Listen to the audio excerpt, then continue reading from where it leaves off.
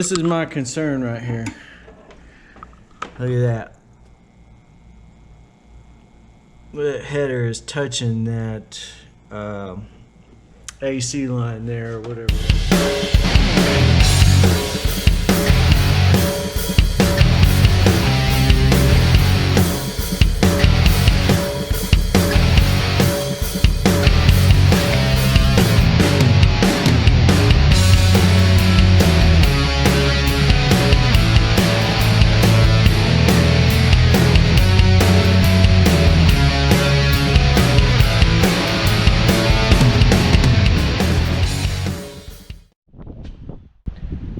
Alright, what's up YouTube? What's up Hammerheads? Vanhammer HP Craig coming at you. Alright, fall is in the air. The wind's blowing, I can hear leaves rustling in the background. All that good stuff. Anyway, cause fall is here, winter's coming, whatever. We have to get racy-lacy ready for the weather. And if you can see here, we've pretty much already done that. You can see we went ahead, put our OEM wheels back on there, performance pack wheels. They're back on, and of course they had our all seasons on. We've already had a little winter weather mix here. That's why she's a little dirty there. If you're wondering, or if you just don't remember, we just got some Falcons here, 245 45 ZR19s. That's the same all the way around for our all seasons. It fits. They fit on the offset wheels because we got the 19x9s in the front and the 19.95 in the back. And of course you can see, since they are smaller wheels, we don't quite have the profile there in the back with the offset of the customer aftermarket wheels that we had on there with our summer tire. So not quite the aggressive look with the all seasons on there, but you know what, I put on these put on the factory wheels, and man, I was like, oh man, they look good, besides the chrome lugs.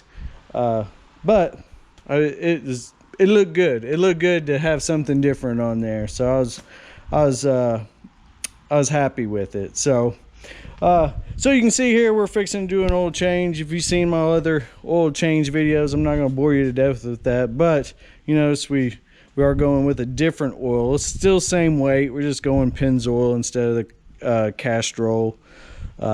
Still full synthetic and all that good stuff. Why, you may ask? Simply because they didn't have the Castrol at the store.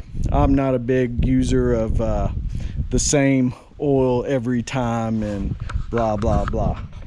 So last time I left you, we got them headers installed, and at the very end of the video, you'll probably remember that I had a big concern. We had the passenger side header right up against that AC line, which is a common issue with header install on almost all Mustangs. I come to find out that you put an aftermarket header on there or custom headers on there, and it almost seems like no matter the year model, that AC line is always in the way. So just to we'll give you a quick update on what I've done here. And you can see there, I was able to get a little space, but not that much. Maybe between 1/8 and 1/4 of an inch. And I don't know if you can see way back there. One of the common problems is there's that bracket in the back on the AC that has a bolt that sticks out at an angle. A lot of times your header will vibrate or rub on that. So we did have to take a hacksaw from the bottom and cut the tip of that bolt off, and it seems to have corrected the rub there. The other place I was rubbing, if you can see, it's right there where you can see kind of that, right there along the, I guess, that solid piece of the AC line, and you can actually see there's this little piece of something sticking on the side. Well, what that was is it's a hard piece of plastic with some 3M double side tape on the other side of it, because even with the spacing there on turns, on left hand turns, the motor was still at left hand turns with acceleration, the motor was still shifting enough and had enough movement that it was rubbing right there. And so I took a piece of real hard plastic, put some 3M double side on it, and stuck it down in there with the hopes that, because it was rubbing metal to metal and I don't want to damage anything, so that's kind of my temporary fix. And what my hopes was is that I knew that that header would slightly melt the plastic, but it was such a hard plastic that I was hoping the heat would shape it and and it wouldn't totally melt it away. It would kind of just shape and form that plastic and keep a barrier there, so I wouldn't have metal on metal rubbing there. It's been on there, I think I've had it on there about a week and a half now, and it's still on there, hasn't come off. So that's kind of where that's at. And if I have to keep putting it on there, I guess I will until I try to find maybe, and I don't know that there will be a permanent fix. What we did try, if you'll see here, we have zip ties right here. So another problem that we had was the O2 sensor wire on the passenger side. So this is it, and if you see, it was routed here and here. I need to clean that up. I can't believe I haven't done that yet, but it was routed here, up through here and around, and then around the back on here and then down. And so what we were able to do was cut it loose from there, kind of reroute it this way, pull it to the side, and then get back there to the clip, unclip it. I actually had to cut away some of the I guess some of this tape here, and then I had to kind of pull it because it's wide, kind of like wide connected into other wires here, so it gave me a little more room, and then I could fish it down there and then I could fit it. So that's what we did there to get that to work, as opposed to the extension. Now back down to this AC line. So what we did is we loosened the top motor mount bolt on both sides, lifted the engine just a little, and then stuck a pry bar down in there and really kind of wiggled and tried to slide the motor over as much as we could to get some play or some clearance in there. And we did, but it still wasn't enough.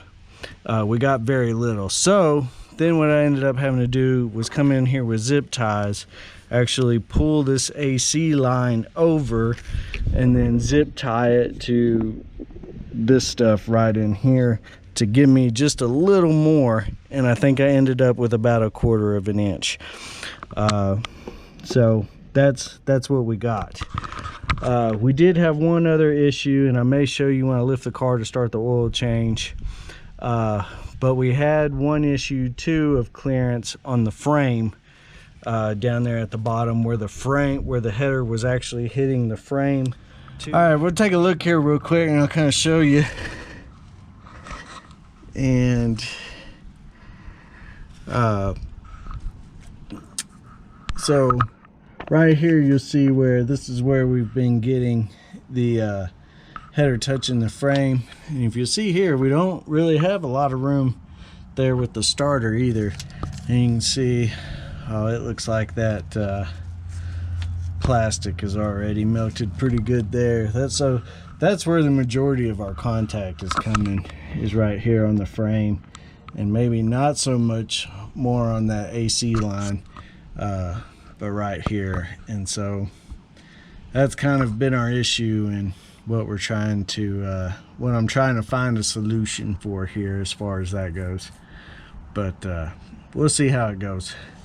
We'll figure something out. When I did the data logs after the headers got put on, when I did the data logs for the 91, everything came back good with, as far as I guess Palm Beach is concerned. They came back and told me that everything looked good. So anyway, she runs good, she sounds good.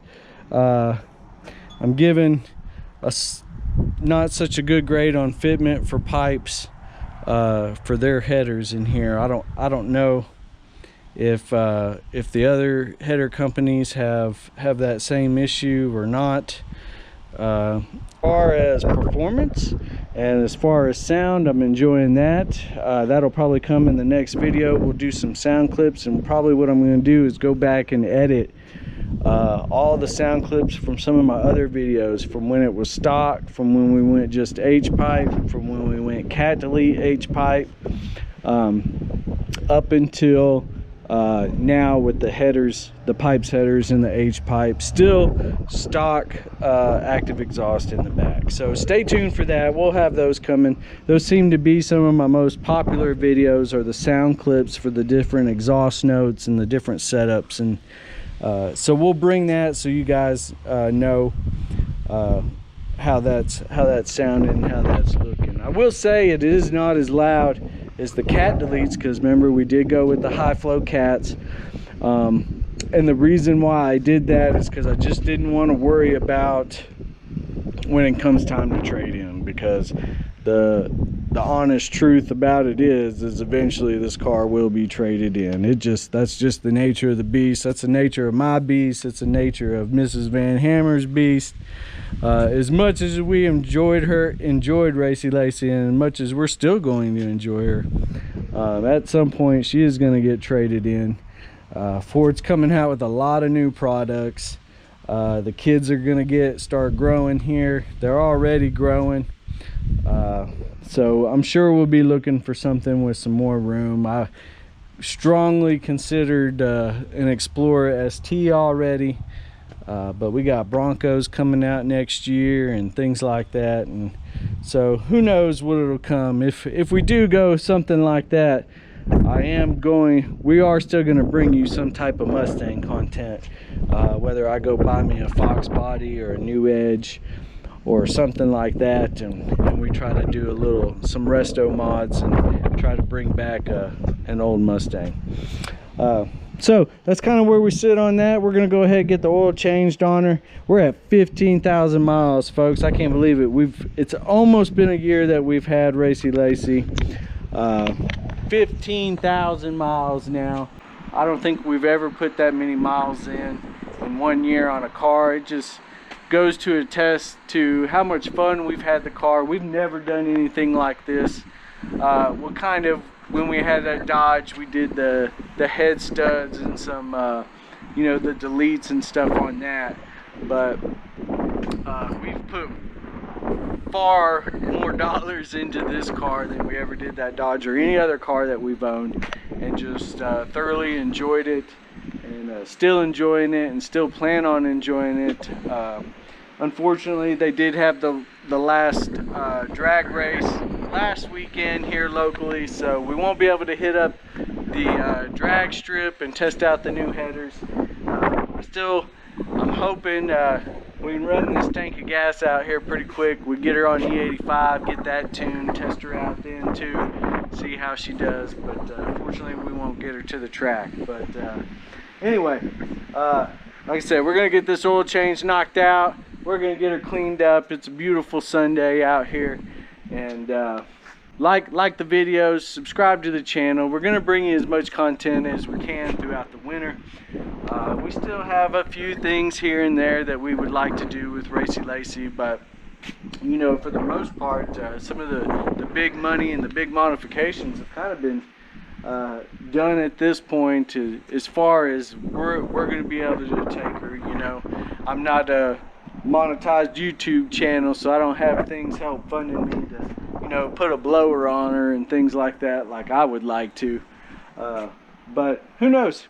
Maybe in the next month or so we'll blow up, the channel will blow up, and we'll be able to fund something like that. And in that case, Racy Lacey's going to stick around a lot longer. But we're dedicated to bringing some Mustang content and some horsepower content, whatever we go with in the near future. If we're to do something like an Explorer ST or even a Bronco, or heck, even if we go out and get an F-150, there's going to be some power mods to those vehicles that we're going to bring you, and bring you some fresh content on that. But that's all way down the line, you know. And Racy Lacey, I don't want to scare anybody, Racy Lacey is going to stick around for a while, and we're going to enjoy her to the max while we got her. So anyway, stick around, stay tuned. Like always, drop the hammer.